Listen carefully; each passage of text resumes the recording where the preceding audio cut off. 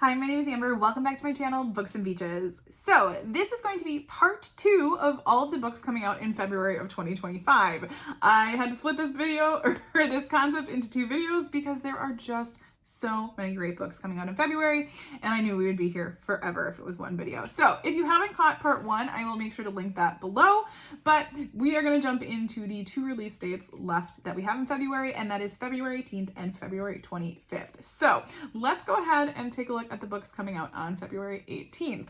The first of which that I found was You Between the Lines, and this is by Katie Naiman.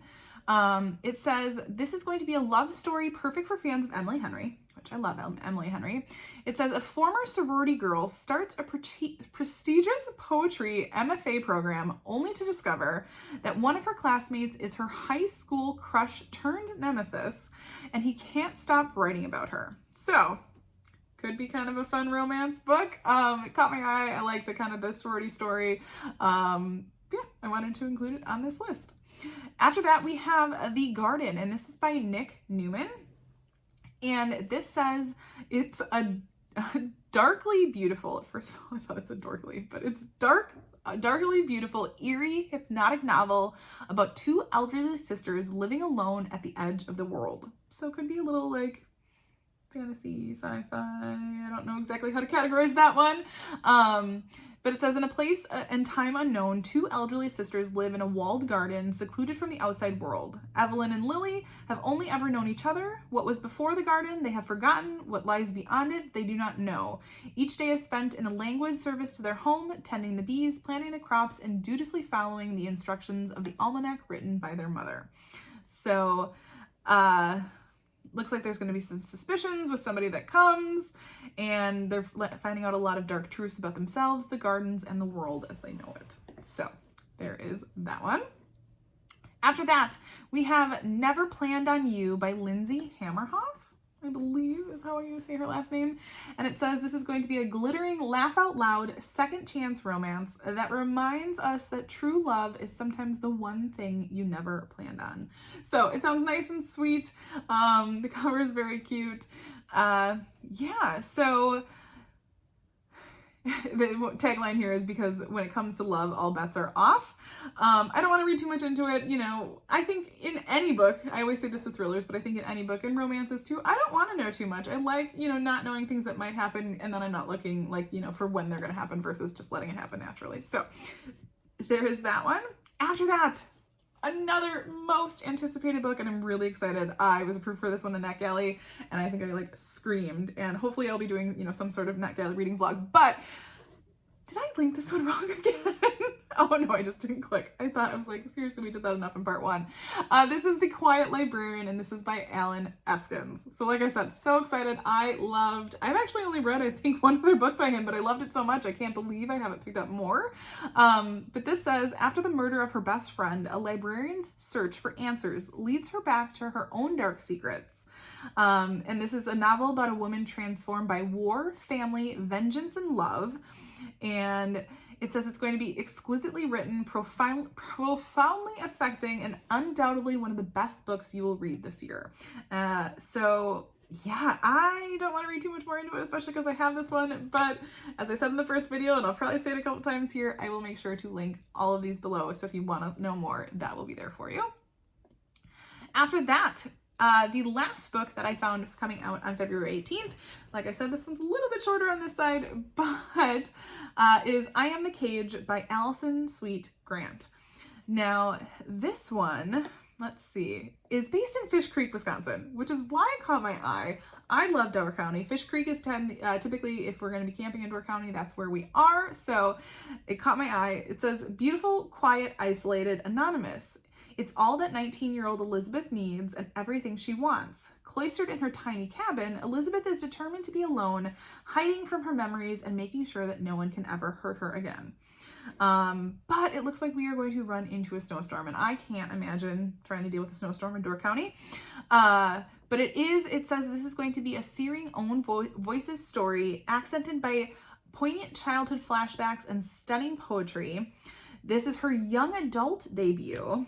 our author, and it is going to show the quietly powerful portrait of a young woman's journey to confront the medical trauma inflicted to fix her and heal her heart in the process. It's a coming of age story about a young woman running away from herself, yet grasping to find a way back. So, probably going to pick that one up more so because of the Wisconsin connection, but also because of the way it sounds. So those are all the books I found coming out on February 18th. All right, so our last release in February, our release date is February 25th. And there's a good list of books coming out in here with some really good authors. So let's go ahead and jump in. The first of which is Close Your Eyes and Count to 10, and this is by Lisa Unger. Now, I really have enjoyed most of the things that I've read by Lisa Unger, so I'm looking forward to this one. It says, an extreme game of hide and seek turns deadly in this new riveting thriller. It says, when the real game begins, who will make it to the count of 10? Ooh, so looks like we're going to kind of have a whole list of characters. Obviously, any book does. Duh, Amber. But it says, in a ruthless battle for survival where the stakes are higher than ever, the blurry line between the virtual and the real proves that the only person we can trust is ourselves. So I don't want to know too much more, but it definitely sounds good to me. After that, another very popular author. This is Famous Last Words, and this is by Gillian McAllister. And it says, this is going to be an addictive thriller about a new mother's world upended when her husband commits a terrifying crime. How well does she truly know the man she loves, and what danger does she face if her entire life has been built on a lie? I don't want to know too much more. It says it's going to be the story of a crime, a marriage, and more secrets than Camilla, which must be our main character, could have imagined. This will be an unput-downable and really known for putting her characters in impossible situations and making her readers not only contemplate but feel what it would be like themselves in these situations. So, sounds interesting. But I'm a sucker for a good thriller. After that, we have On Her Terms, and this is by Amy Spalding. And this is book 3 of 3 so far out in Hollywood. So I don't want to read too much just in case you have to know, with some of these series books, but it says for fans of Casey McQuiston, Alexis Hall, and Meryl Wilsner, this is going to be an actually hilarious, sweetly sexy, glorious, relatable, sapphic rom-com about fake relationship, very real emotions, and writing your own Hollywood love story. So there's that. I'm going to link it below because, like I said, with being at book 3, I don't want to say too much, but sounds like it could be interesting. And after that, we have Back After This, and this is by Linda Holmes. Now, I know I have read one book by Linda Holmes, so I'm sure, and I enjoyed it, so I'm sure this is one that is probably anticipated by a lot of people. And this is a podcast producer agrees to host a new series about modern dating, but will the show jeopardize her chance at finding love? Ooh, I don't want to read too much into this one, but it's reminding me of some of the things that I watch on TikTok. And so I listen to these second chance stories and all of these different things. So I am curious to see, where this podcast is going to go. And like I said, I liked one of the other books that I read by her. So I will be keeping my eye out for that one. After that, we have Death Takes, oops, I need to start clicking the right links. There we go. We have Death Takes Me, and this is by Cristina Rivera Garza. And it's actually it's a translated work. So it is going to be a dreamlike, genre-defying novel about a professor and the detective seeking justice in a world suffused with gendered violence. And it says, a city is always a cemetery. Interesting. Okay. I'm trying to see if it says, okay, so it was originally written in Spanish where the word victim is always feminine. It says, this is a thrilling masterpiece of literary fiction that flips the traditional crime narrative of gendered violence on its head. As sharp as the cuts on the bodies of the victims, it unfolds with the charged logic of a dream moving from the police station to the professor's classroom and through the slippery words of Latin American poetry and art in imaginative exploration of the unstable terrains of desire and sexuality. This one sounds like it's going to be a lot, but I thought it was unique that it was a translated work and I wanted to include it on the list. After that, we have The Fourth Consort, and this is by Edward Ashton. And I want to say, yep, it's a sci-fi novel. So it says a new standalone sci-fi novel from Edward Ashton. And let's just see. It says part first contact story, part dark comedy. In a bizarre love triangle, the fourth consort asks an important question. How far would you go to survive? And more importantly, how many drinks would you need to get there? So sci-fi normally isn't my thing, but that one does make me laugh. And as far as the description, I will make sure to link that below for you. After that, we have Something in the Walls, and this is by Daisy Pierce. Now, I feel like I keep seeing this one on Goodreads because I feel like it's had a lot of giveaways.